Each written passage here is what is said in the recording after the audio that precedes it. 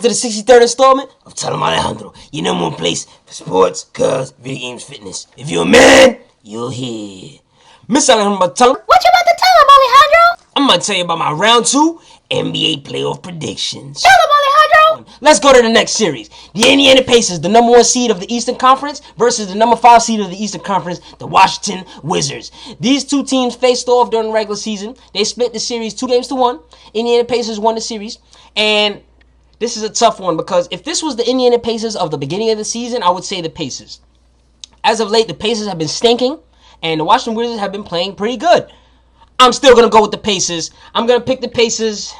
I don't want to say 7 games. I want to say 6 games. I'm a man. I'm taking the Pacers in 6 games. Here's why. First of all, Roy Hibbert for the Pacers, he needs to really step up. He has not been playing well. In games 5 and 6 of the last series, he had 0 points and 0 rebounds. That's pathetic. He's 7'2", almost 300 pounds. I've never seen somebody this big look this bad, this sluggish. Something's wrong with him. In game 7, he had a quote-unquote breakout game. 12.7 rebounds, 5 blocks.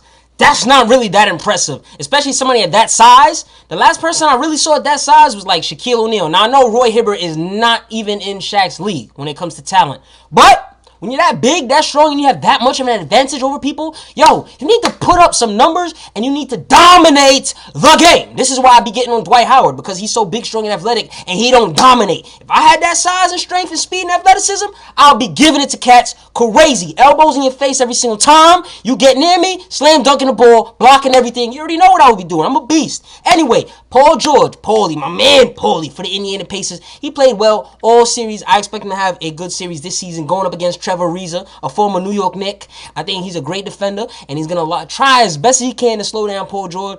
Pauly's going to prevail.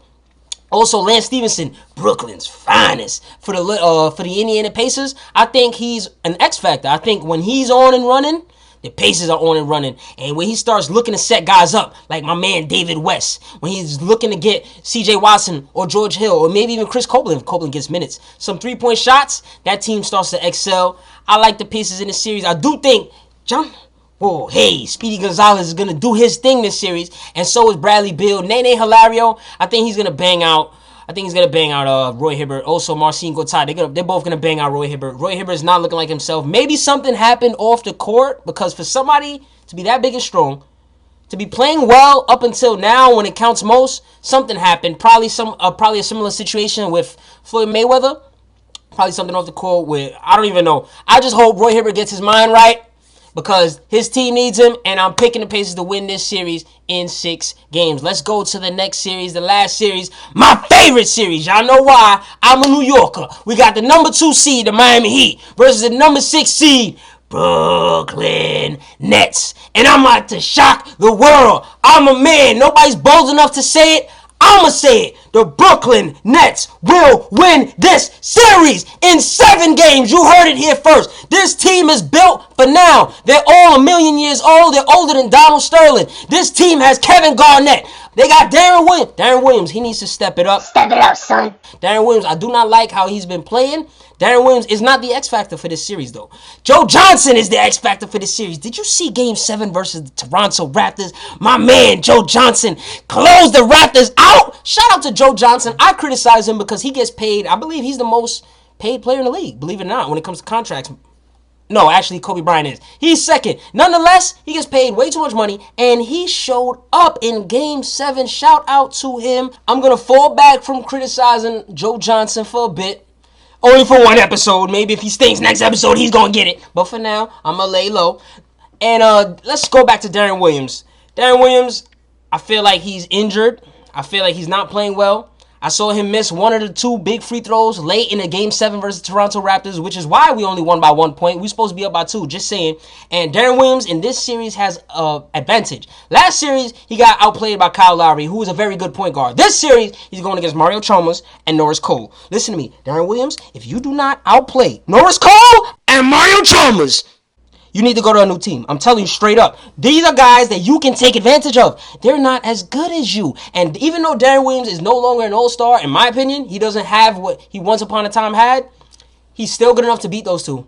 If he does not give it to them seriously, yo, Get out of here. This is New York. We don't waste no time. Now, let me go back to Joe Johnson. I said he's the X factor. I think when he's gonna probably be guarded by Shane Battier and LeBron James. He's gonna get them in foul trouble. He's gonna post up on the left side. He's gonna keep the ball flowing once they start double teaming him. Because if they play him one-on-one, you know he's gonna score. You know what I'm saying? Let's go to Paul Pierce. Paul Pierce and Kevin Garnett are LeBron James' nemesis. If it wasn't for Garnett and Pierce, LeBron James would have never left Cleveland to go to the Miami Heat because he had to leave because he couldn't beat them. Don't forget, he was with the Cavs. He couldn't beat the Boston Celtics. Garnett and Pierce know LeBron. They know how to beat him. They know don't let the Miami Heat get in transition. Play goon defense. Out-rebound them. Keep the ball moving. The Miami Heat like to trap players defensively. That's what they do. They double team and trap, try and force turnovers.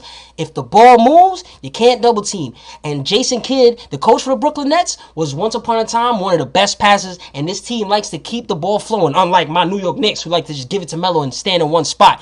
I got the Nets winning this series. My son, Mason Plumlee, he needs to show up this series, start banging in the paint. Andray Blatche, he played a little bit soft in Game 7, in my opinion. He needs to show up. Andrei Kirilenko is going to be big in this series. He's going to be doing a lot of defending against LeBron James. I think he's going to do a very good job. I like AK-47. Yeah! And basically, Brooklyn Nets during the regular season, they played the Heat 4 times. They won all 4 games. They played them twice in the preseason, won both games. I know this is playoffs. I know this is different. I know LeBron James is about to turn that craziness on and go hard.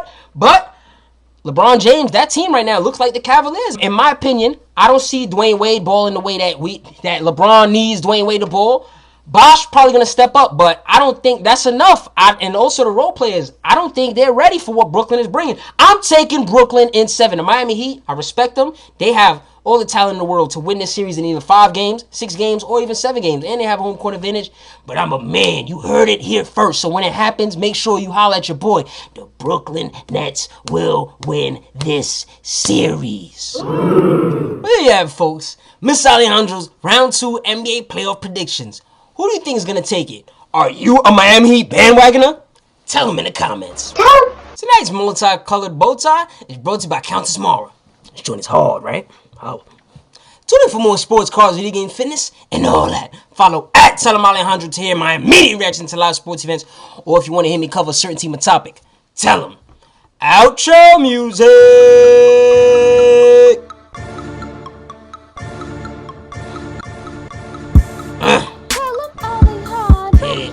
Hey, don't be surprised when Brooklyn beats the Miami Heat. And I know there's mad Canadians right now hating on the Nets because they wanted to win that series and they lost the series. Hate all you want, Canadians. I'm sorry. It's my birthplace. I know y'all upset, but I don't feel your pain. Y'all deserved it when y'all GM said FBK. So, now y'all home. Let's get it. T-E-A. Woo! T-E-A. T-E-A. Woo! T-E-A.